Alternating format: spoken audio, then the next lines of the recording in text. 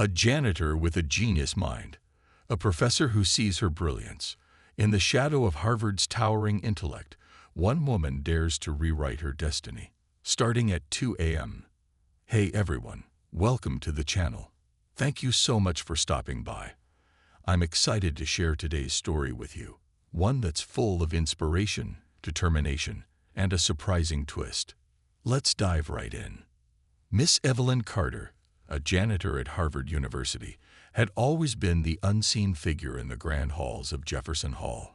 While the prestigious institution was home to scholars, scientists, and mathematicians whose names would one day be etched in history, Evelyn's name was never spoken in the same breath. She entered each night through the back door of the grand building, clutching her key card, mop in hand, and a secret buried deep within her heart. The vast marble hallways were quiet, especially at night, when the brilliance of academia seemed to sleep, and Evelyn slipped unnoticed through the shadows.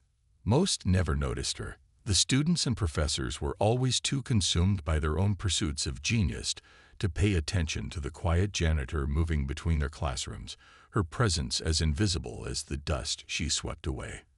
But Evelyn was not like the others.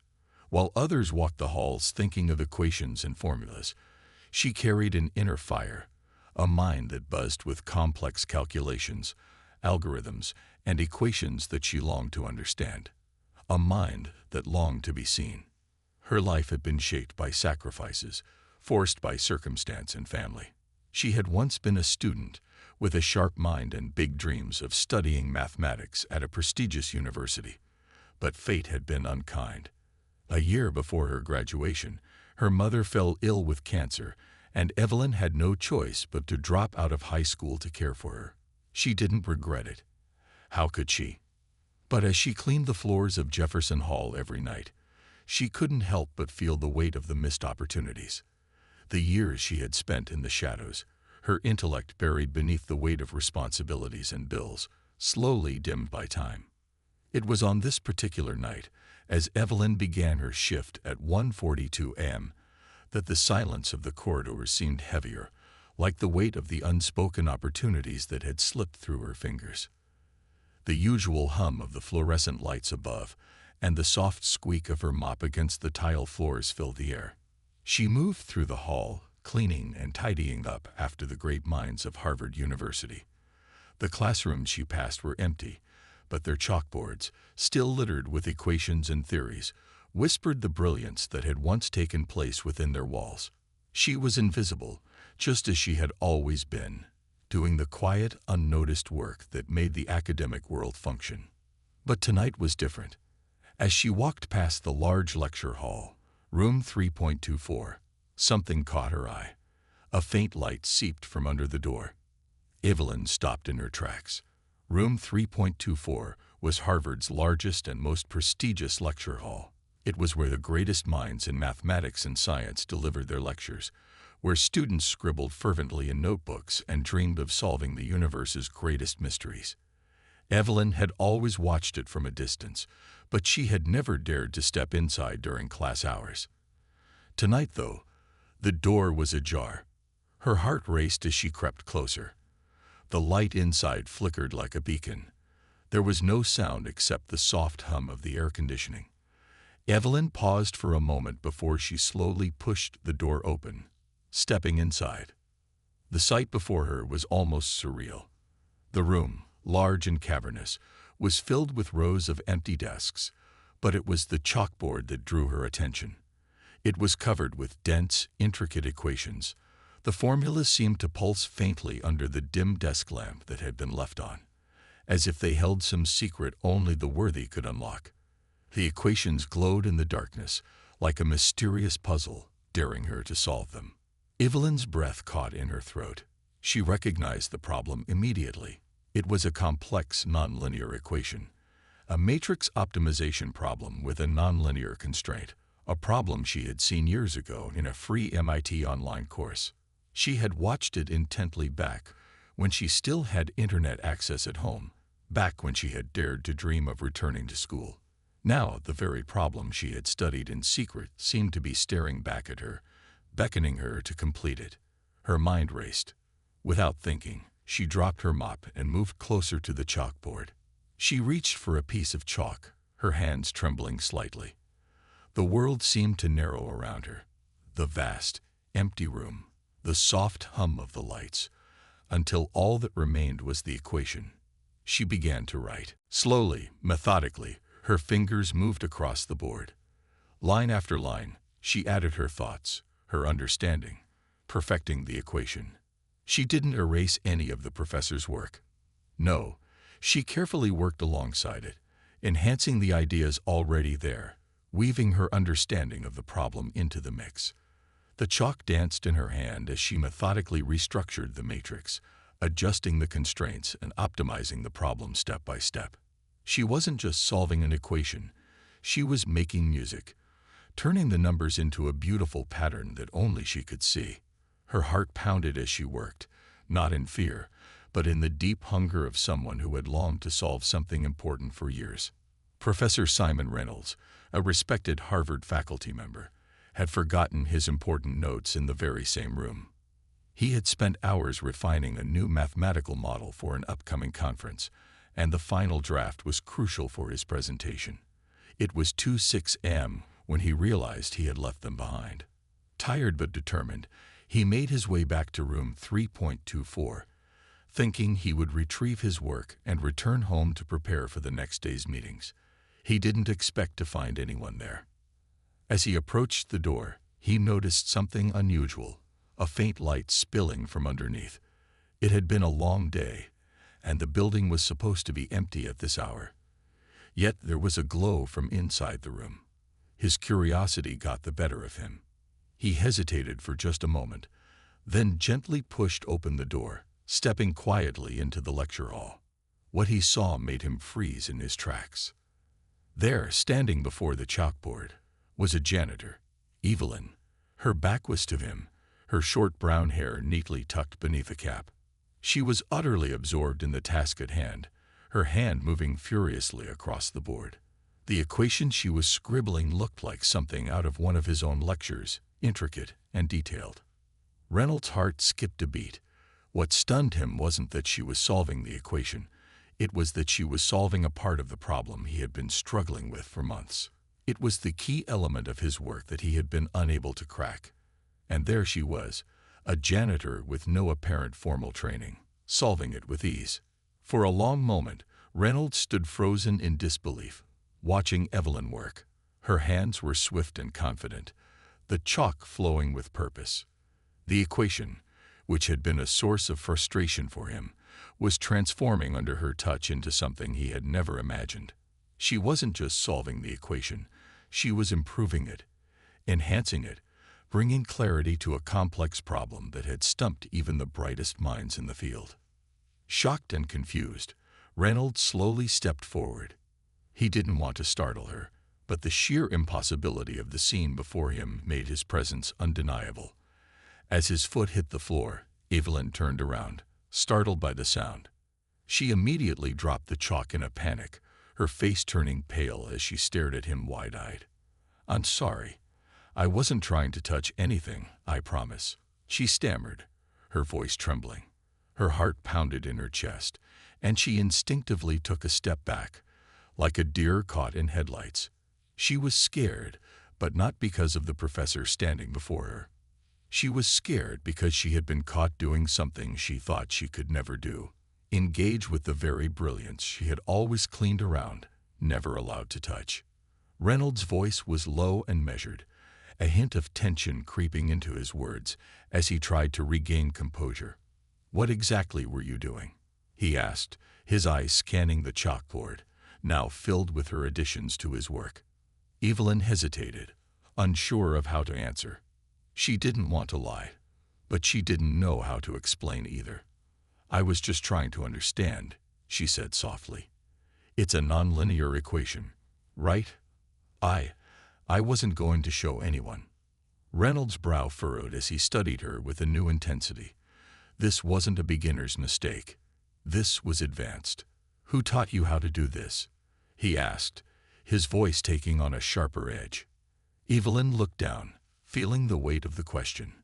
She could barely look him in the eye, as she responded in a whisper, "No one. I used to watch lectures online, back when I had internet at home. But I dropped out of high school to take care of my mom when she got sick. That was 7 years ago." There was a pause. Reynolds stared at her, seeing her in a new light, his disbelief slowly giving way to something else, a mixture of surprise and awe. She wasn't a student. She wasn't even someone who had a formal education. But the way she had tackled this equation, the way she had worked through the problem, there was no denying her understanding, her innate genius. For a long time, Reynolds said nothing. He simply stared at the chalkboard, his mind racing. Then, to Evelyn's astonishment, he reached down and picked up the chalk she had dropped. Without a word, he added a correction to her equation, adjusting the variables with a delicate touch. He turned to her, his expression unreadable. "You were close," he said, his voice quiet but firm. "Closer than some of my graduate students." Evelyn blinked, unsure whether she had heard him correctly. "I just wanted to see if I still had it," she said, her voice small, vulnerable. "Math was always my language."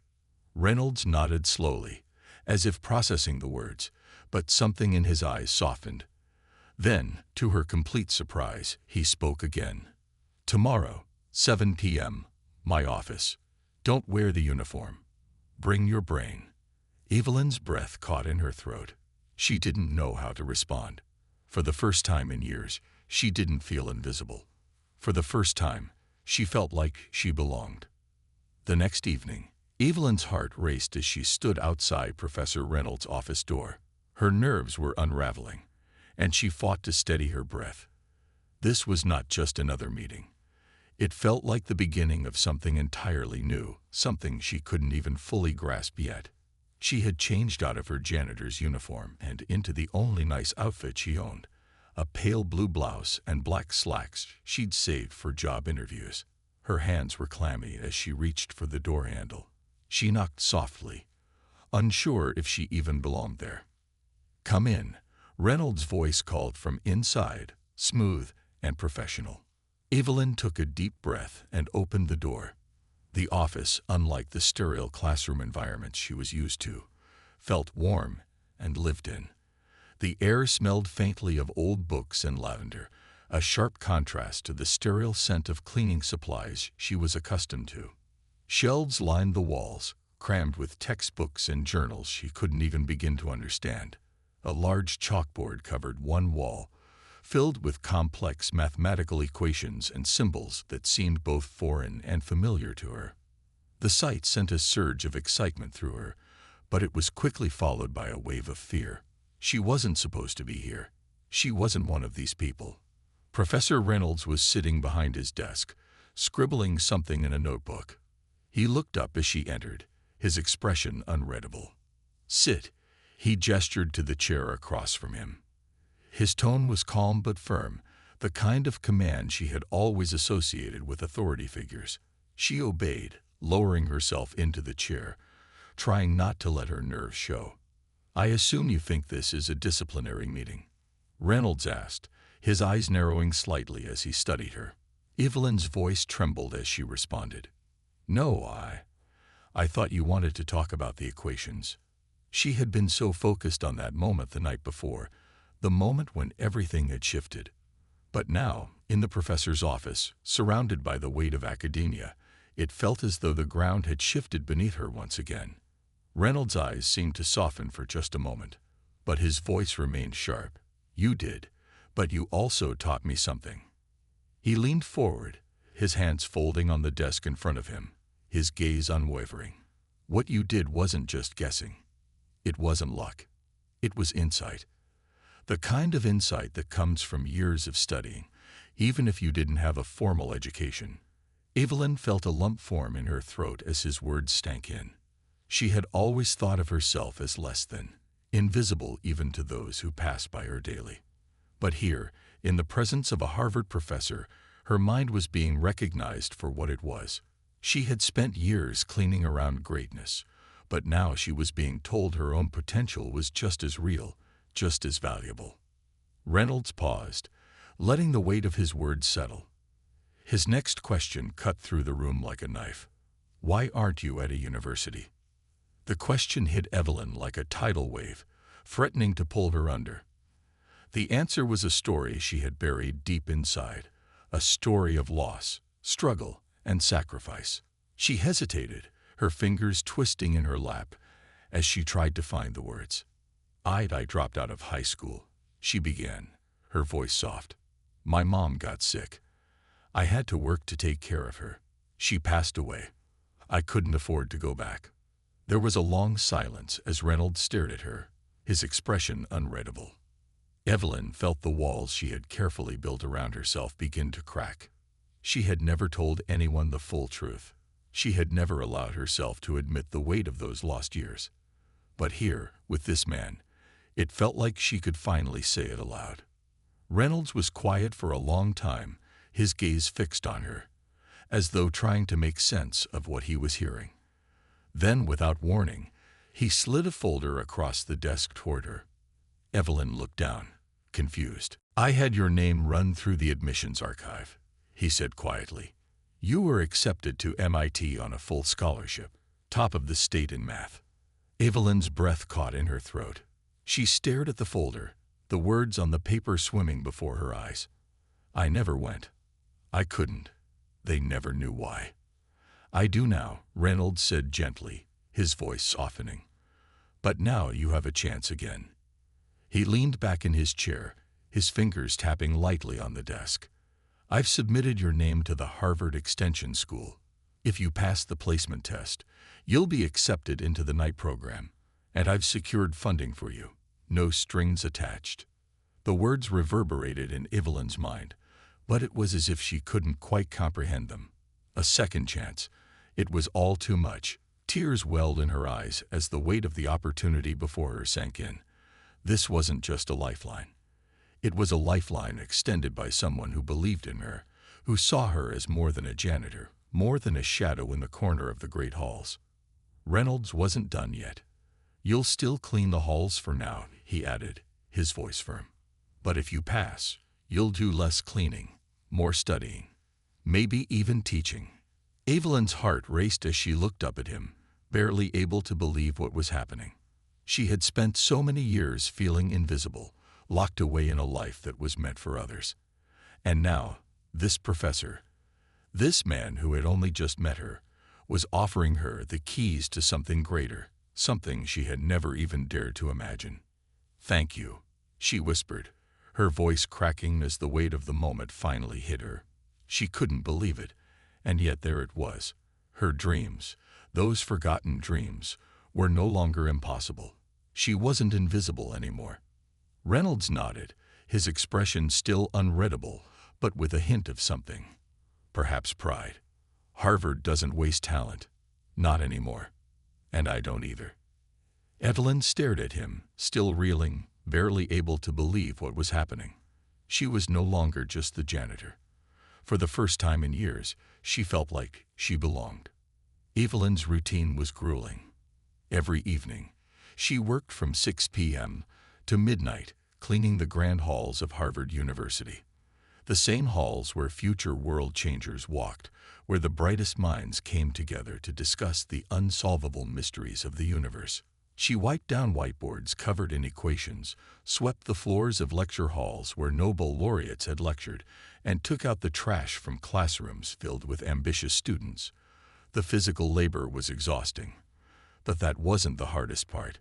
The hardest part was knowing that despite the long hours, the late nights, and the sweat, she was still invisible. No one saw her as anything but a janitor. But now things had changed. Each night after her shift, Evelyn would sneak into empty classrooms, surrounded by equations and textbooks left behind by students who had long gone home. There she studied in silence, pushing herself further and further into the world of mathematics she had once only dreamed of. The textbooks were ancient, the problem sets more challenging than anything she had ever encountered. But Evelyn knew one thing. She couldn't stop. She wouldn't stop. Her future was no longer tethered to cleaning floors. It was now tied to her dreams. The fire that had been ignited when Professor Reynolds had given her a second chance was burning brighter than ever. It was her one shot, and she wasn't about to waste it. Despite her resolve, there were challenges. Some of the students she passed on her way to the classrooms still didn't understand.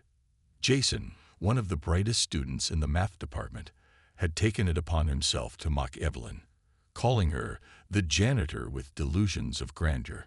He'd sneer when he passed her in the hall, whispering to his friends about how a janitor could never really understand advanced mathematics. But Evelyn didn't let the judgment of others slow her down. If anything, their doubt fueled her. The more they laughed, the harder she worked. She would prove them all wrong. One particularly grueling night, after an especially brutal study session, where the formulas blurred together and her head ached from exhaustion, Evelyn received a text message on her phone. It was from Professor Reynolds. Hard problems don't get solved in one night, but strong minds don't quit either. The words struck her like a jolt of electricity. She had been struggling with a particularly tough theorem, the symbols on the page mocking her attempts to understand them. She felt exhausted, defeated, ready to give up. But with Reynolds' message, she found the strength to keep going. His belief in her was enough to push her past her doubts, and for the first time in weeks, she smiled. She wasn't alone. She had someone in her corner. And that made all the difference. The day of the placement test arrived. Evelyn's heart pounded in her chest as she walked into the testing room.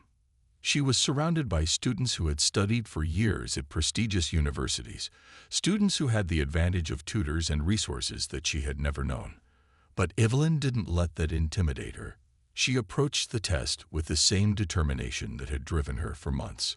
She solved every problem with precision and insight. But then the last problem appeared on the page. A philosophical question that seemed more abstract than mathematical. It asked not just for the solution, but for the meaning behind the equation. What was the purpose of the problem?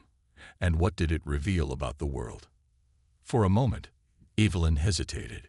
She was used to solving problems, not contemplating their deeper meaning. But then she remembered something, her mother's voice, soft and reassuring in her memory. "You are always the brightest thing in every room." Evelyn's eyes welled with tears. Her mother had always believed in her, even when she couldn't believe in herself. With that thought in her mind, Evelyn wrote the answer, not just with her knowledge, but with her heart. A week later, the acceptance letter arrived. Evelyn's hands shook as she read the words on the paper. She had not only passed the test, but she had outscored every other applicant. She had made it. The dream she had once thought was impossible was now her reality.